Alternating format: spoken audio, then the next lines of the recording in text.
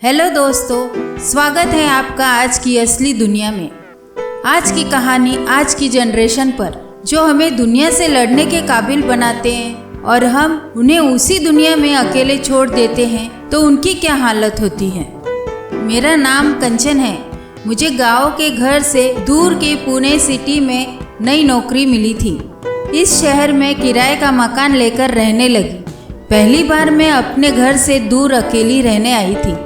थोड़ा डर सा लग रहा था। इतनी बड़ी सिटी, सोच रही थी कि यहाँ के लोग कैसे होंगे, पड़ोसी कैसे होंगे।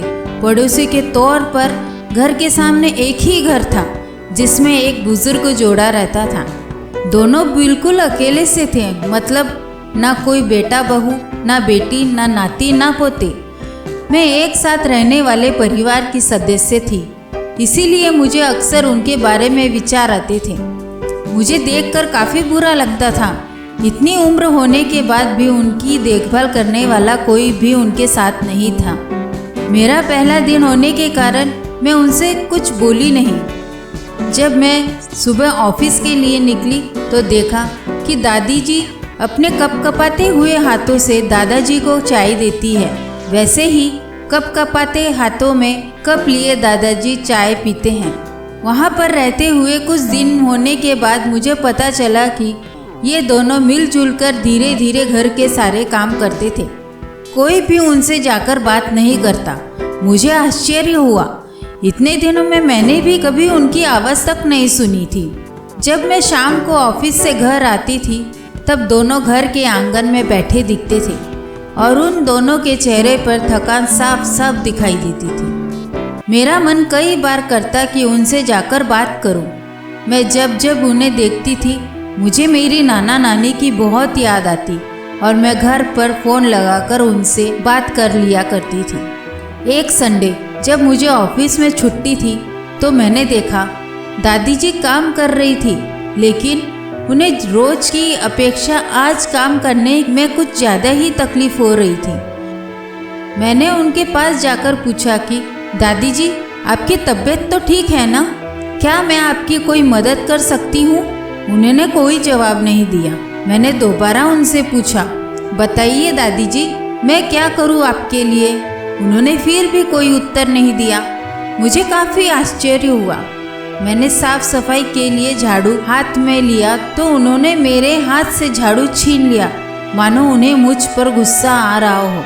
कुछ मिनटों बाद दादाजी वहाँ आए और वो भी कुछ नहीं बोले। मैंने ही बात को आगे बढ़ाते हुए कहा, मुझे लगता है कि दादी जी की तबीयत खराब है, इसीलिए मैं यहाँ आई हूँ।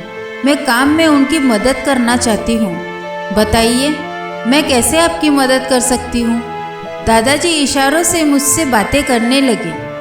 उन्होंने इशारों से मुझे बताया दादी जी सुन और बोल नहीं सकती।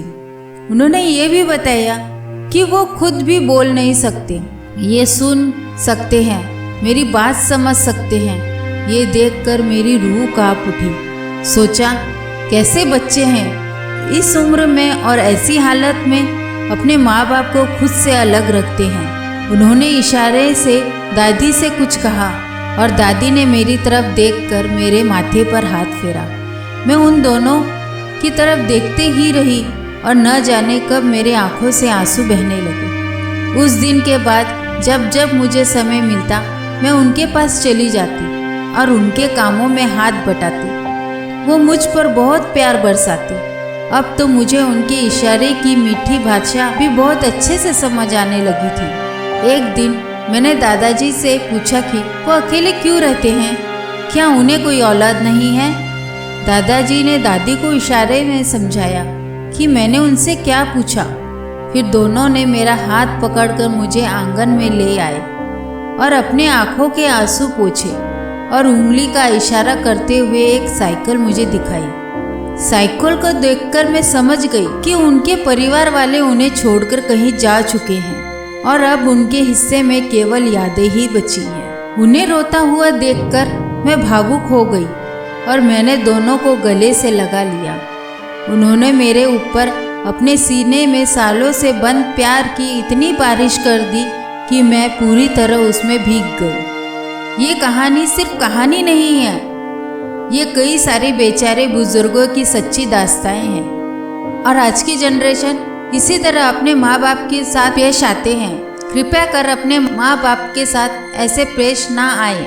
कहानी अच्छी लगे तो शेयर करें। तो इसी के साथ अलविदा लेते हुए मिलते हैं नई वीडियो में नई कहानी के साथ।